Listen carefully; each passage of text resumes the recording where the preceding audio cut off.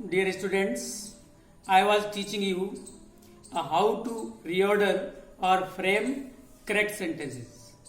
Today I am starting from where I left you yesterday. Okay? मैंने आपको imperative sentences जो late वाले sentences है, imperative sentences with let को कैसे रीऑर्डर किया जा सकता है वो रूल्स आपको पढ़ाए थे और कुछ एग्जाम्पल्स समझा भी दिए थे। कुछ एग्जाम्पल्स आज समझिए और उसके साथ साथ फिर एक्सक्लेमेटरी और ऑप्टेटिव सेंटेंसेस के रूल समझने का प्रयास करिएगा। ओके, देखिए सम मोर एग्जाम्पल्स। पहला सेंटेंस है the tree sit let us under.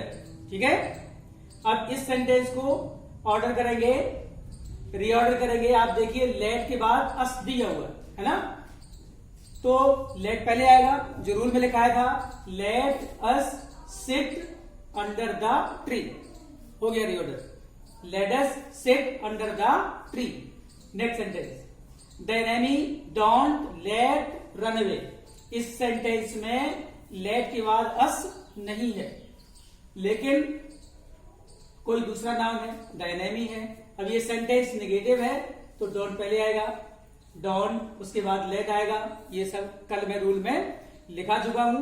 Don't let the enemy run away, don't let the enemy run away. Sentence हो गया रीऑर्डर। आगे देखिए next example, me think please let longer a little. अब इसमें देखिए please दिया हुआ है तो प्लीज पहले आ गया, उसके बाद लेट, फिर me think a little longer. ये सारे रूल्स में कल आपको लिखा चुका हूं। तो सेंटेंस को रीऑर्डर करेंगे तो होगा please let me think a little longer. ठीक है, next increase let not us the matter. इस सेंटेंस में आप देखिएगा कि अस दिया हुआ है लेट के साथ, तो फिर एक बार पहले सेंटेंस के अनुसार आएगा लेट अस। अब ये सेंटेंस चूंकि नेगेटिव है इसलिए नॉट आ जाएगा, let us not increase the matter, let us not increase the matter. इस तरह से लेट वाले सेंटेंसेस को रीऑर्डर किया जाता है। ठीक है, अब बात करते हैं एक्सक्लेमेटरी सेंटेंसेस में। एक्सक्लेमेटरी सेंटेंस क्या होते हैं? जिन वाक्यों में दुख, आश्चर्य, प्रसन्नता, प्रशंसा या पश्चाताप प्रकट होता है वो सभी सेंटेंसेस एक्सक्लेमेटरी होते हैं और इनके अंत में लगा होता है एक्सक्लेमेशन मार्क। ठीक है, अर्थात विस्मय सूचक चिन्ह। अब इन सेंटेंसेस को रीऑर्डर करने का रूल जो है वो ये है, अगर हाउ और व्हाट आएगा सेंटेंस में तो उनमें से एक, उसके बाद एडजेक्टिव या एडवर्ब।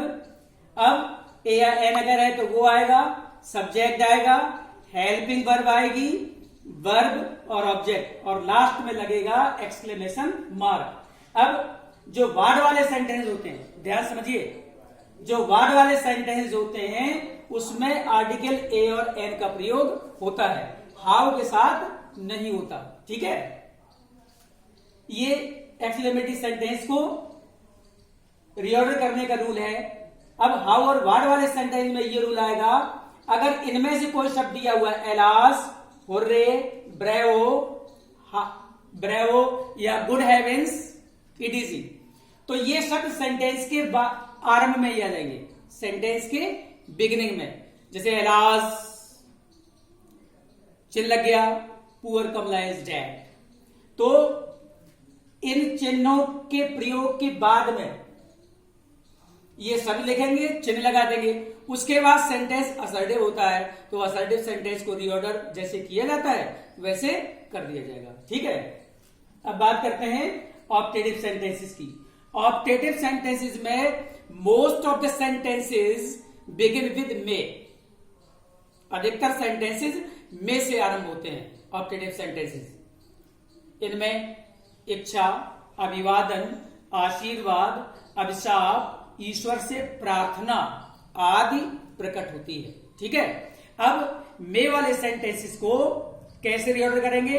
हमने बताया आपको 99% सेंटेंसेस मे से आरंभ होते हैं, लेकिन 1% सेंटेंस जो मे से आरंभ नहीं होते हैं वो रीऑर्डर करने के लिए आते नहीं है।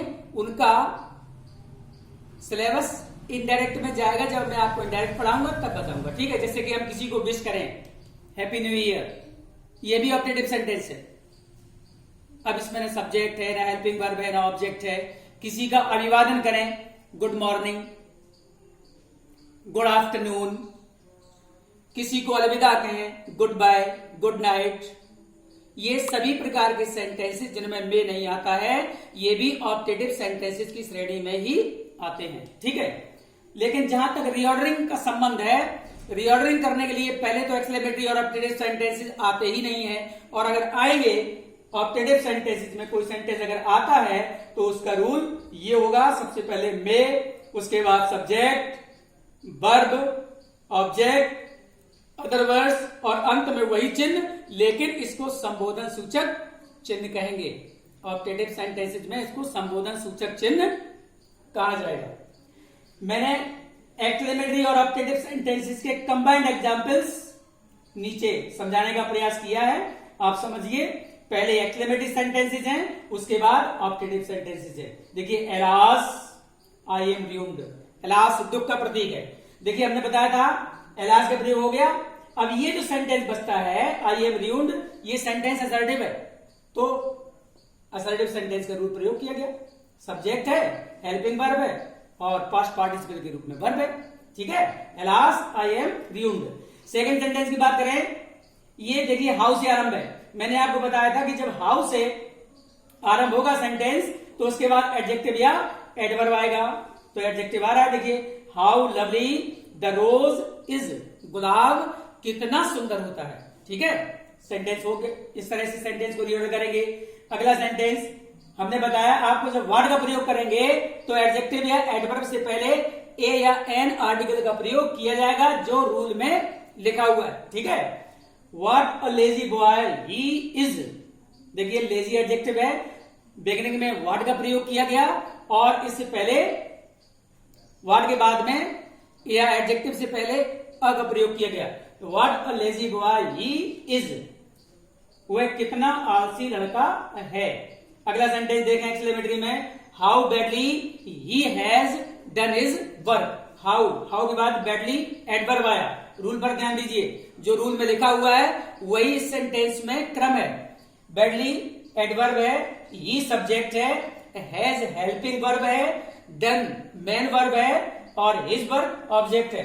तो सेंटेंस इस तरह से बना, how badly he has done his work, ठीक है। ये 4 एक्सक्लेमेटरी सेंटेंसेस के एग्जांपल्स थे कि इस तरह से सेंटेंस को अगर दिया जाएगा तो इस रूल के अनुसार रीऑर्डर करेंगे, ठीक है। अब ऑप्टेटिव सेंटेंसेस में हमने आपको बताया कि अगर कोई सेंटेंस आएगा, वैसे चांसेस नहीं है, अगर कोई सेंटेंस आएगा ऑप्टेटिव सेंटेंस में तो वो मे से आरंभ ही होगा। अगर सेंटेंस में मे दिया है, उसमें अगर आज्ञा नहीं दी जा रही है, संभावना नहीं है या आज्ञा मांगी नहीं जा रही है, क्योंकि इसका प्रयोग ऑप्टेटिव सेंटेंसेस के अतिरिक्त कहीं और भी जगह किया जाता है। जैसे आज्ञा दी जाए तो कहा जाए yes you may sit here, आज्ञा मांगी जाए आप लोग जानते ही हैं तो बोला जाता है मे आई कम इन सर, मे आई स्मोक, इस तरह से, ठीक है। लेकिन जब ऑप्टेटिव सेंटेंस होगा उसको रीऑर्डर करने के लिए अगर सपोज दैट दिया जाता है तो उसमें लगा होगा संबोधन सूचक चिन्ह, ठीक है।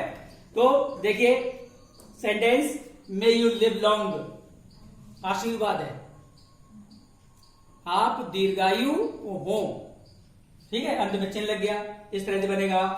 अगला sentence, may God save us from corona virus, इस समय चल रहा है बहुत, ईश्वर से हम सबकी प्रार्थना है। इस सेंटेंस के माध्यम से ईश्वर से प्रार्थना की गई है इस सेंटेंस में। तो मे के बाद सब्जेक्ट आया, वर्ब आई, ऑब्जेक्ट आया और अदर वर्ड्स आया।